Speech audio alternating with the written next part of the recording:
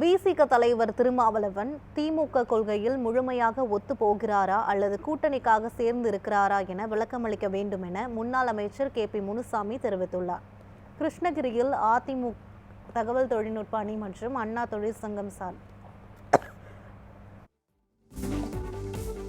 நாளை முன்னிட்டு இரத்த தான முகாம் நடைபெற்றது. இந்த முகாமை முன்னாள் அமைச்சர் KP முனுசாமி தொடங்கி வைத்தார். பின்னர் செய்தியாளர்களுக்கு பேட்டியளித்த அவர், எடப்பாடி பழனிசாமி பிறந்த நாளை முன்னிட்டு தமிழ்நாடு முழுவதும் நடைபெறும் இரத்த தான முகாமின் ஒரு பகுதியாக கிருஷ்ணகிரி கிழக்கு மாவட்ட அதிமுக சார்பில் முகாம் நடத்தப்பட்டதாக தெரிவித்தார்.